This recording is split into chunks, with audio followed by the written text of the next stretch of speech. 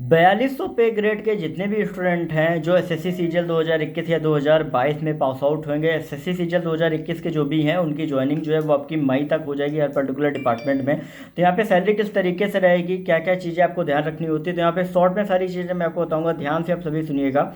आप सभी को पता है कि भाई जब भी आप किसी भी डिपार्टमेंट में ज्वाइन करते हैं तो उसके बाद सबसे पहला जो प्रोसीजर होता है वो होता है आपका ज्वाइनिंग रिपोर्ट का। आप ज्वाइनिंग रिपोर्ट अपनी देते हैं जिसकी ओसी आपको मिलती है। उसके बाद आपका जो भी अपॉइंटिंग अथॉरिटी मतलब कोई भी ग्रेड ऑफिसर जिसके जो आपको ज्वाइनिंग इशू करता है, वहाँ से क्या होता है कि आपका पे मैट्रिक्स मतलब आपका जो जिस लेवल 6 पे आप जो ज्वाइन हुए हैं जिसका बेसिक 35,400 उस पर आपका एक ऑर्डर पास करता है जो कि आपके डीडीओ में भेजता है। फिर डीडीओ आपको बुलाता है जहाँ पर आपको अपना पासबुक, आपका अपना चेकबुक, इसके बाद आपको अपना मेडिकल का, ठीक है, ज्वाइनिंग रिपोर्ट, आपका जो भी ज्वाइनिंग लेटर होता है, सारी चीज़ें आपको वहाँ ले जाके सबमिट करनी होती है। जिसके बाद डीडीओ आपको एज ए रेगुलर एम्प्लॉय के रूप में अपने पोर्टल में आपका ऐड कर लेता है। जैसे वो ऐड करेगा उसके बाद आपकी हर महीने की आपकी 20 या 21 को आपकी जो सैलरी होती है वो आपकी जनरेट होना स्टार्ट हो जाती है। ठीक है, अब यहाँ पे क्या रहता है किस किस तरीके से सैलरी पर्सन लॉन्स क्या क्या चीज़ें आपको मिलती है, सारी चीज़ों के बारे में डिस्कस करेंगे। लेकिन उसके पहले मैं आपको कुछ चीज़ें बता दूँ कि यहाँ पे जब तक आप ज्वाइन करोगे आपका जो डीए है वो आपका 52% आपका हो जाएगा, जो कि आपका अभी 38 चल रहा है, अप्रैल में आपका ऑर्डर आ जाएगा। और एक चीज़ यहाँ पे बता दूं कि आपका जो इंक्रीमेंट होता है वो साल में एक ही बार लगता है, 3% का आपका रहता है। तो मई या जून तक में भी आप ज्वाइन करोगे तो आपका इंक्रीमेंट होगा वो आपका 1 जनवरी जो है वो आपकी डेट रहेगी। बाकी अब इंक्रीमेंट या कुछ भी चीज़ें ना समझ में आए, इंस्टाग्राम पर सरकारी नौकरी वाले बाबा टाइप करके फटाफट से पूछ लेना, टेलीग्राम ग्रुप को ज्वाइन कर लेना, डिस्क्रिप्शन में लिंक है। तो यहाँ पे आपका जो बेसिक है और डीए रहता है वो आपका सेम रहता है, बस चेंज होते हैं आपका एचआरए और टीए एक्स वाई जेड्स A1 A2 A3 सिटी के हिसाब से। तो यहाँ पे आपका जो बेसिक होता है एक्स सिटी और वाई सिटी जेड सिटी में ग्रॉस की बात करें, ग्रॉस मतलब क्या होता है कि आपका जो भी इमॉल्वेंट्स होते हैं वो आपके ऐड होते हैं। नेट में आपका क्या होता है जो डिडक्शंस के बाद जो आपकी सैलरी आती है वो आती है जो अकाउंट में आपकी क्रेडिट होती है। ठीक है, और अकाउंट आपका जो होता है वो होम टाउन, प्राइवेट, गवर्नमेंट किसी भी बैंक का हो आपका चलेगा, कोई प्रॉब्लम नहीं होती है। ठीक है, बस कैंसिल चेक ध्यान रखना, कैंसिल चेक बुक आपके पास होनी चाहिए। ठीक है, ये चीज़ दिमाग पे रखो।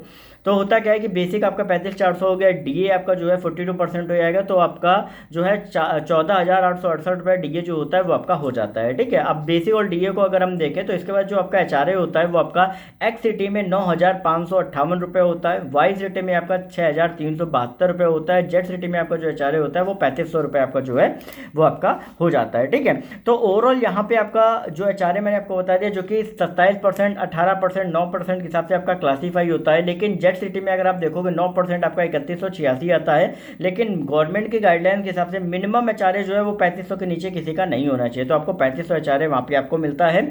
और अगर हम बात करें आपका ट्रांस टीए की बात करें तो टीए आपको एक्स सिटी में 4968 रुपये मिलता है, वाई और जेड में सेम रहता है जो कि 2484 मिलता है। अब क्लासिफिकेशन आपका अलग अलग लेवल में आपका रहता है जिसका वीडियो आपको मैंने बनाया हुआ है जो कि आपको मिल जाएगा हमारे एसएससी की प्लेलिस्ट में। तो टीए जो फिर भी कुछ पूछना हो तो इंस्टाग्राम पर सरकारी नौकरी वाले बाबा टाइप करके पूछ सकते हो। तो यहाँ पर जो टीए आपका रहता है जो कि एक्स सिटी में आपका 3600 प्लस डीए ऑन टीए के हिसाब से लगता है, वाई और जेड में 1800 प्लस डीए ऑन टीए के हिसाब से लगता है। ठीक है, अब ये चीज़ें आप समझ गए, आपने नोट डाउन कर लिया। अब एक्स सिटी में जो ग्रॉस सैलरी है वो 64,794 होती है, वाई सिटी में आपकी 59,124 होती है, और जेड सिटी की अगर हम बात करें तो यहाँ पर आपकी 56,300 जो आपकी सैलरी होती है वो आपकी ग्रॉस सैलरी रहती है। अब डिडक्शंस की अगर हम बात करें तो डिडक्शंस आपका होता है बेसिक प्लस डीए जो कि एनपीएस का होता है। ठीक है, 10% का होता है जो कि बेसिक प्लस डीए आपका जो हो जाता है वो 5,676 जो है, सॉरी 5,026 जो है वो आपका बेसिक प्लस डीए का आपका रहता है। ठीक है, फिर आपका प्रोफेशनल टैक्स लगता है जो कि आपका जब आप किसी दूसरे स्टेट में अपने होम स्टेट से हट के दूसरे स्टेट में नौकरी करने आते हैं तो वो 2500 हर साल का चार्ज करती है वहाँ की जो स्टेट होती है, जो कि हर महीने 200 के हिसाब से कटता है, फरवरी में 300 रुपये कटता है।